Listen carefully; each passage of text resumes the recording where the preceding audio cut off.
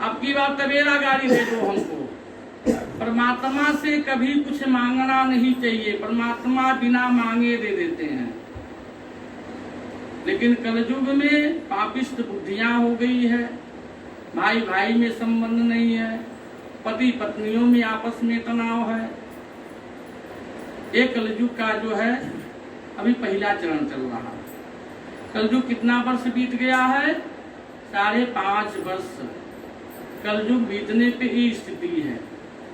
माता को जो है वृद्धाश्रम में छोड़ दिया जा रहा है। जो माता अपने बेटे को उदर से पैदा करके 9 महीने प्रसव पीड़ा सहन करके बच्चे को जन्म देती है, उस माता को दुर्गति लास्ट में क्या होती है?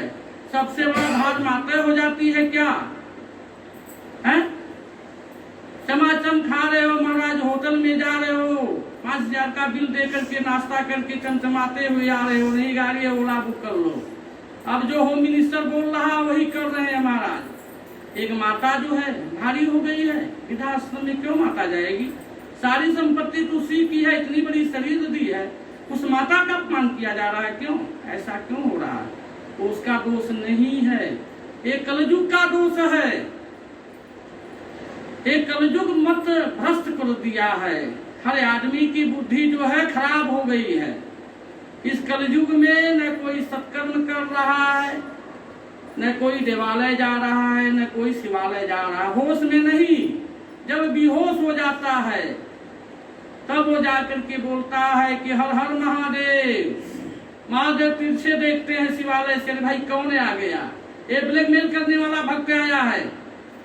अब गंगा जी में गया अपना पाप धोने, गंगा बेचारी भग गई।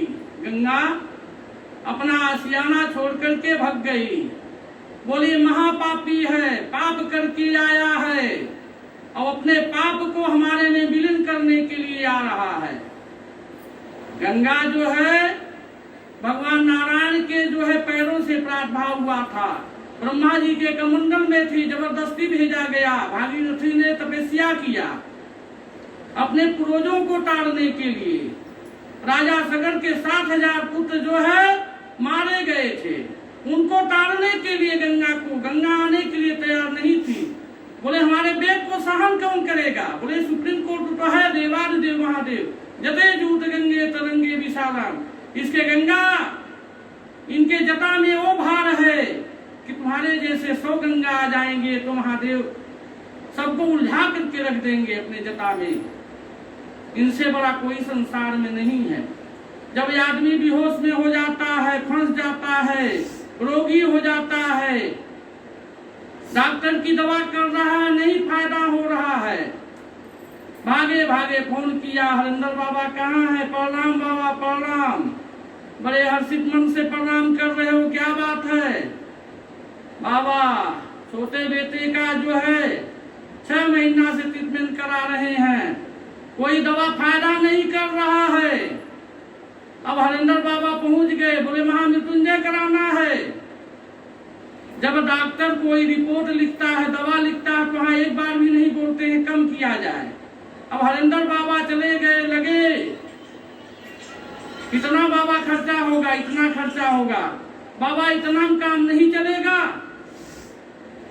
हरिंदर बाबा ने बता दिया 10 रुपया। अब लगे वही में जो है 4 रुपया ले लीजिए बाबा, 5 रुपया ले लीजिए, 3 रुपया न बाबा न आपकी न हमारी, चलिए 6 रुपया ले लीजिए।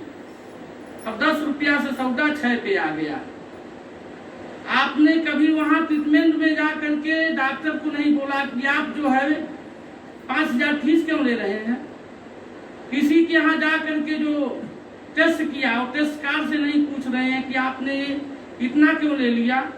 मेडिसिन पे गए, दवा पुर्जा दिए, दवा जो है 6,000 की दवा लिख करके दे दिया। एक बार भी अब नहीं पूछे भाई प्राइस क्या है, आप क्या कर रहे हैं, कितने में दे रहे हैं, कम करिए। वहां तो नहीं बोलते हैं। एक कलयुग का जातक का दोष नहीं है, दोष किसका है? कलयुग। एक कली सबको मारने के लिए तैयार हो गया है, मतभ्रष्ट कर दिया है। मित्रलोक में कोई किसी का सम्मान नहीं करता है। जब पापिष्ट बुद्धियां ज्यादा हो जाती है मित्रलोक में, तो भगवान जो है वहां से एक व्यवस्था छोड़ देते हैं, जाओ करुणा एक इसकी लाठी है, भगवान की लाठी पूरे ब्रह्मांड में चल रही थी उस समय।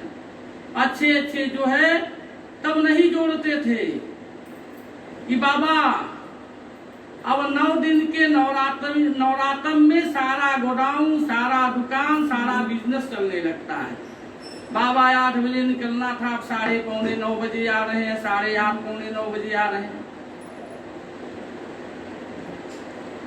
ऐसा क्यों? 9 दिन बर्दाश्त नहीं हो रहा है।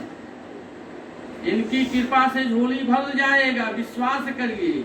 यहाँ विश्वास नहीं है महाराज, यहाँ विश्वास नहीं है। यहाँ ये हो रहा है कि कहीं मेरा नुकसान न हो जाए, नवरात्र बंद कर देंगे। सारी दुनिया लक्ष्मी गणेश का पूजा करा रही है, लूट रहे हैं। लक्ष्मी आ रही है उनके घर में, हम नहीं कराएंगे, हमारे यहाँ नहीं आएंगे।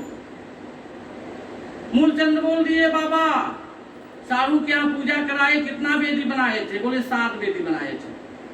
बाबा सारू से कम नहीं है हम, हमारे यहाँ बाबा उससे ज्यादा कितना वेदी बनती है? 9। तो हमारे यहाँ बाबा 9 बना दीजिए। अब वो सारू को पहले निमंत्रण दे दिए। सारू की पहले स्थिति अच्छी थी, इनकी स्थिति खराब थी। अब ये जाते थे, सारू इनको अनादर करता था। अब वहां ये टेंशन हो गया, कोई प्रवेश कराया, 7 वेदी बनवाया। अब मैं जो है 9 वेदी बनवाऊंगा, सबसे ज्यादा बनवाऊंगा। यही है कलयुग, यही है व्यवस्था। एक माता पिता को संभालने में, माता जा करके वृद्धा आश्रम में रह रही है। क्या वृद्धा आश्रम वाले इसे भोजन देते हैं? नहीं। 70 साल की माता जाती है, उसे काम करवाया जाता है, परिश्रम करवाया जाता है, गौचारे में उसको ले जाकर के गोबर फेंकवाया जाता है। 6 घंटा परिश्रम करती है, तब उसको 2 मीटिंग की रोटी या नाश्ता मिलता है। इतने आप निठल्लू हो गए हैं? नहीं महाराज, ये ठीक नहीं है। कह रहे हैं कि नभाग तुम जो है अपने माता पिता को नहीं छोड़ोगे। बोले हाँ, मैं वनगमन कर दूंगा, माता पिता को मैं छोड़ने वाला नहीं हूँ। सुखदेव जी परीक्षित से कह रहे हैं कि मैंने